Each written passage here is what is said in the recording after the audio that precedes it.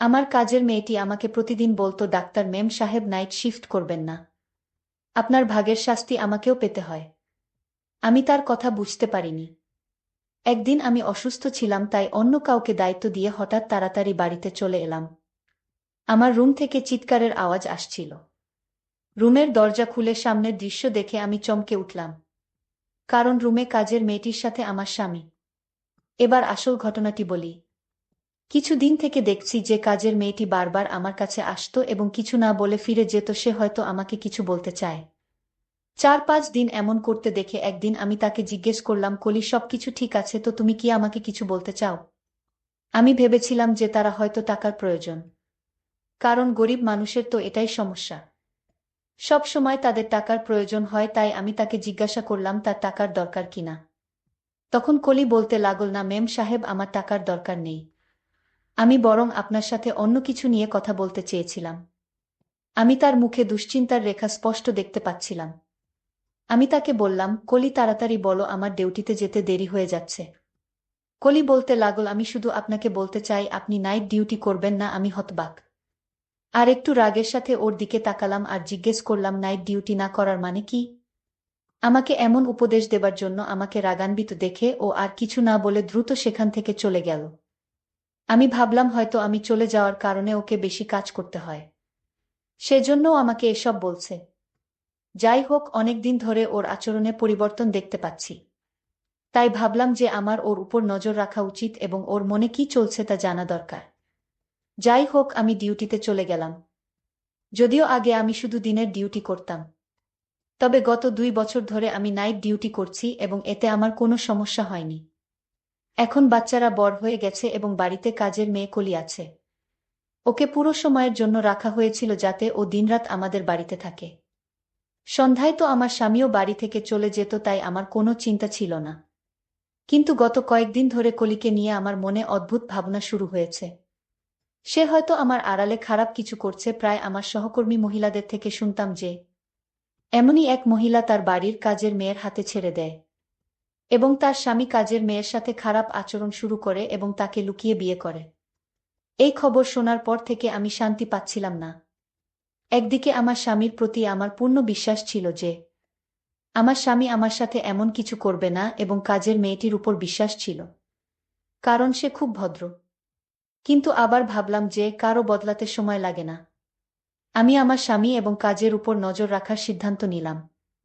আমি সকালে দেরি করে উঠতাম। আমি ভাবলাম যে আমার নিজেই উঠে তার জন্য নাস্তা তৈরি করা উচিত। কিন্তু সারা রাত ডিউটি করার পর এমন ক্লান্ত হয়ে যেতাম যে 5টায় বাসায় ফিরে গভীর ঘুমে তলিয়ে যেতাম আর উঠতে ভাল লাগতো না। দুপুর 2টায় ওঠার পর লাঞ্চ করে আমার প্রাইভেট রুমে বসে থাকতাম। চাকরির পাশাপাশি আমি একটি প্রাইভেট ক্লিনিকও খুলেছিলাম যেখানে আমি গরিব মানুষের চিকিৎসা বিনামূল্যে করতাম। ক্লিনিক থেকে আসার পর সন্ধ্যায় চা খেয়ে হাসপাতালে যেতাম। মাঝে মাঝে আমার স্বামী আমাকে অভিযোগ করে বলতো, কোহিনূর, তুমি তোমার জীবনকে এতটা ব্যস্ত করে ফেলেছ যে আমাদের জন্য তোমাদের সময় নেই। আমিও তোমাকে ভালোবাসি এবং তোমার প্রয়োজন অনুভব করি। কিন্তু আমার স্বামী খুব ভাল ছিল। আমি তাকে খুব তাড়াতাড়ি মানিয়ে নিতাম এবং ও আমার অসুবিধা বুঝত। জীবন একই রুটিনে চলছিল। কিছুদিন শান্তিতে কেটে গেল।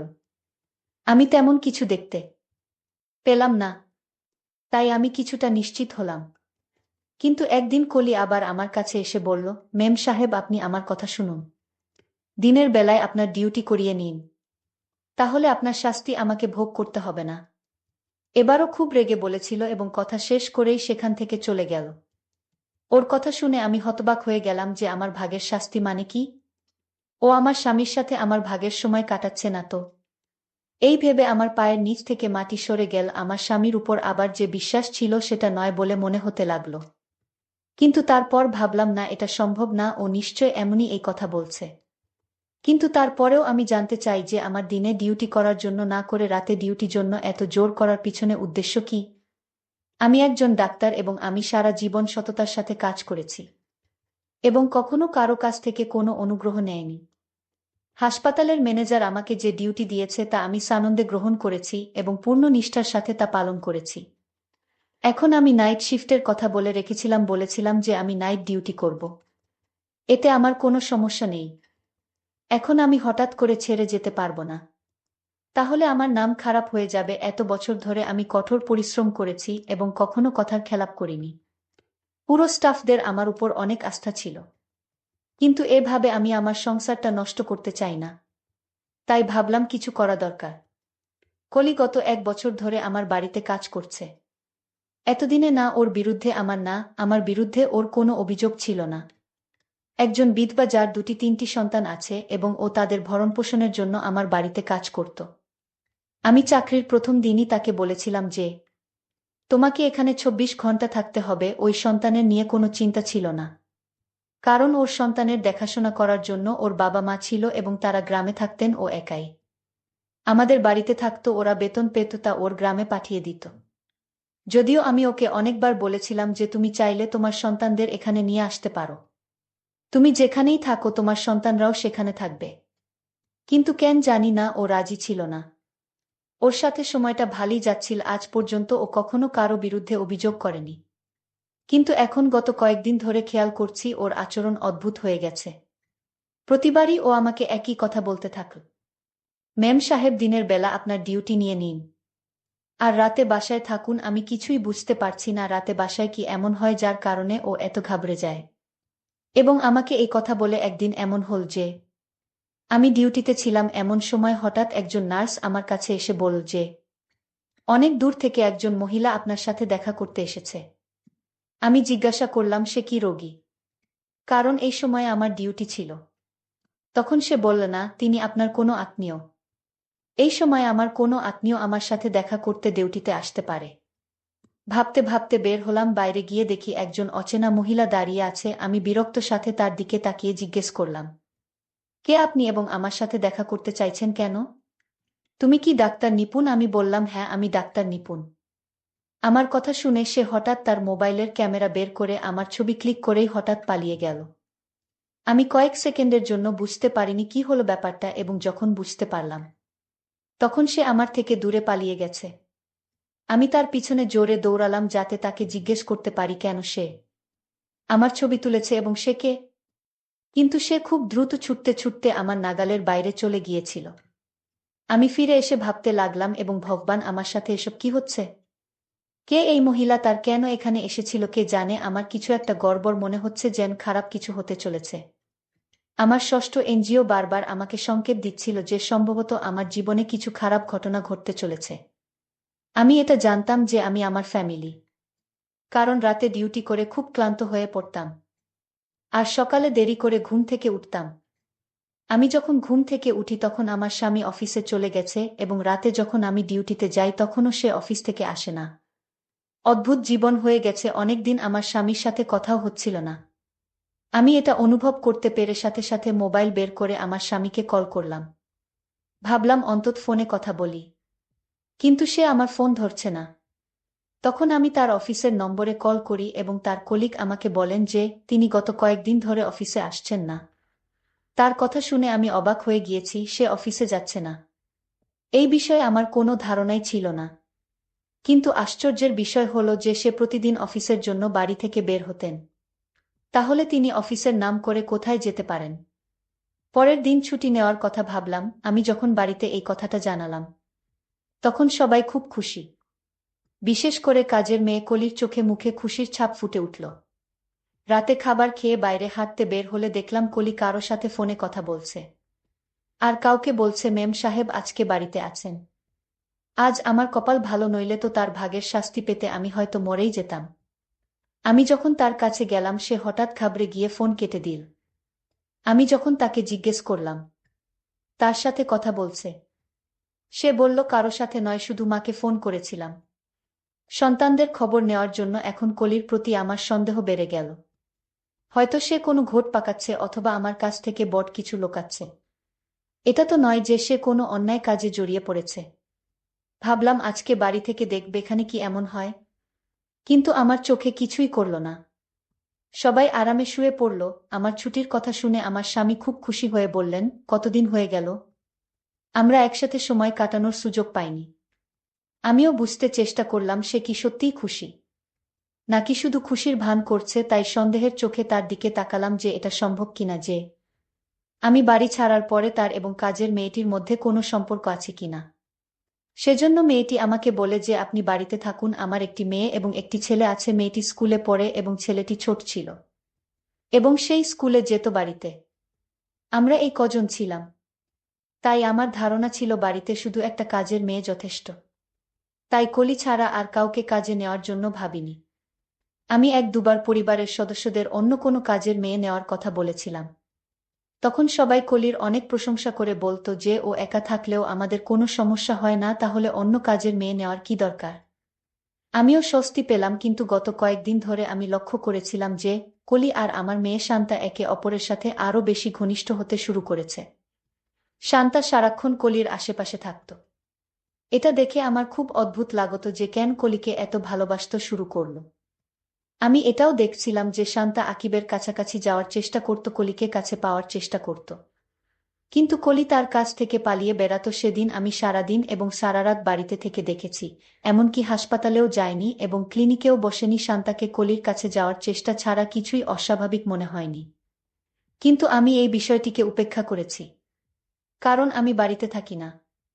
শুধু কলি বাড়িতে থাকি, তাই সে হয়তো কলির সাথে মিলে মিশে থাকে, কিন্তু সে রকম কিছুই ছিল না। আমি এখন ভিতরে ভিতরে রেগে গেলাম যে কলির এই নাটক কবে শেষ হবে কে জানে। আমি আমার রুটিন অনুযায়ী পরের দিন আবার নাইট ডিউটি শুরু করলাম। দুদিন পরে আমি খুব ভোরে উঠলাম, কারণ সন্ধ্যায় আমার এক বান্ধবীর বিয়েতে যেতে হবে। তাই আমি তার জন্য একটি উপহার নেওয়ার কথা ভেবে বাজারে গেলাম। সেখানে আমাকে এক জায়গায় দাঁড়াতে হয়েছিল, কারণ সামনে দৃশ্যটি আমাকে অবাক করেছিল। কারণ আমার স্বামী হাসপাতালের ভিতরে যাচ্ছিল। কেন ওকে হাসপাতালে যেতে হবে? ও একেবারে ঠিক আছে, ওর কোনো সমস্যা নেই। আমিও তাকে অনুসরণ করে হাসপাতালে গেলাম। দেখলাম সে রুমের ভেতরে চলে গেল। আমি জানালায় উকি দিয়ে দেখলাম সে মহিলাকে টাকা দিচ্ছিল। তাকে আমি চিনতে পারিনি, কারণ তার পিঠ আমার দিকে ছিল। মহিলাকে টাকা দিয়ে আমার স্বামী দ্রুত বেরিয়ে গেল। এরপর মহিলাটি কাউকে ডাকল এবং কিছুক্ষণ পর যে মহিলাটি এল তাকে দেখে আমি চোখের পলক ফেলতে ভুলে গিয়েছি। সেই মহিলাটি আর কেউ নয়, আমার কাজের মেয়ে কলি। মহিলাটি কলিকে কিছু টাকা দিল। কলি তাকে ধন্যবাদ জানিয়ে সেখান থেকে চলে গেল। আমি বুঝতে পারছি না এসব কি হচ্ছে। আমার স্বামী প্রথমে এক অজানা মহিলাকে টাকা দিল, তারপর সেই অজানা মহিলাটি আমার স্বামীর দেওয়া টাকা থেকে কিছু টাকা কলিকে দিল। অবশেষে মহিলাটি যখন আমার দিকে মুখ ঘোরালো, আমি স্তব্ধ হয়ে গেলাম। আমি কিভাবে সেই মহিলাকে বলতে পারি এতদিন পার হওয়ার পরেও তার মুখটি আমার মনের মধ্যে আঁকা হয়েছিল। এই সেই একই মহিলা যে সেদিন আমার ছবি তুলে পালিয়ে গিয়েছিল। আমার স্বামীর সাথে এর কি সম্পর্ক? আমি ভাবলাম তাকে গিয়ে জিজ্ঞেস করব, কিন্তু এরপরে আর একজন লোক এসে সেই মহিলার সাথে হাত মিলিয়ে দুজন সেখান থেকে চলে গেল। এসব দেখে এখন আমি নিশ্চিত হলাম যে আমার বিরুদ্ধে কোনো গভীর ষড়যন্ত্র করা হচ্ছে এবং এতে আমার স্বামীর সাথে আমার কাজের মেয়ে কলিও জড়িত। আমি সিদ্ধান্ত নিলাম যে আজ আমি দুজনকে হাতে নাতে ধরব। রাতে যখন আমি নাইট ডিউটিতে যাচ্ছিলাম, তখন আমার স্বামীও বাসায় এসে আমাকে বলল, চলো আমিও তোমার সাথে যাব, কিছু জরুরি কাজে শহরের বাইরে যেতে হবে। আমি চিন্তায় পড়ে গেলাম যে ও যদি বাড়ির বাইরে থাকে তাহলে কিভাবে ওদের হাতে নাতে ধরব। হাসপাতালে গিয়ে ভাবতে ভাবতে আমার মাথা ব্যথা শুরু হলো। মাথায় প্রচণ্ড ব্যথা শুরু হল। ৫ জন ডাক্তার রাউন্ডে এসে আমার অবস্থা দেখে বললেন, আমার মনে হয় না তুমি রাতের ডিউটি করতে পারবে, তোমার বাড়িতে ফিরে যাওয়া উচিত। আমার এমন প্রচণ্ড মাথা ব্যথা ছিল যে আমারও মনে হয়েছিল যে আমি এখানে আর থাকতে পারব না, নইলে আমার শরীর খারাপ হবে। আমি আমার জায়গায় অন্য একজন ডাক্তারকে ডিউটি দিয়ে এবং বাড়িতে না জানিয়ে চলে এলাম। রাতে হঠাৎ করে কখনো বাসায় ফিরিনি। দরজা বন্ধ ছিল। ভাবলাম ওদের ঘুম থেকে উঠানোর চেয়ে চাবি দিয়ে দরজা খুললেই ভালো হবে। ভিতরে ঢুকতেই বুঝলাম আমার স্বামী হয়তো এখনো বাড়ি ফেরেননি, কারণ তার গাড়ি ছিল না। আমি আমার রুমের দিকে যেতে শুরু করেছিলাম। এমন সময় হঠাৎ চিৎকারের আওয়াজ পেলাম। উপর থেকে শব্দ আসছে, দৌড়াতে লাগলাম। আমি যখন উপরে গেলাম তখনও আমার ছোট মেয়ের ঘর থেকে চিৎকারের আওয়াজ আসছে। আমি এগিয়ে গিয়ে সাথে সাথে দরজা খুললাম। সামনের দৃশ্যটা দেখে আমার নিজেরই চিৎকার বেরিয়ে গেল, কারণ এটা সেই দৃশ্য যা আমার আত্মাকে নাড়া দিয়ে দেয়। আমি দেখলাম আমার মেয়ে বাজেভাবে কলিকে মারছে আর কলি গলা চিরে চিৎকার করছে। এগিয়ে গিয়ে ওকে সরিয়ে দিলাম। আমাকে দেখেও বিরক্ত হয়ে গেল আমার মেয়ে। এদিকে আমাকে দেখে কলি তাড়াতাড়ি আমার পিছনে লুকিয়ে বলল, এই জন্যই তো আপনাকে নাইট ডিউটি না করতে বললাম।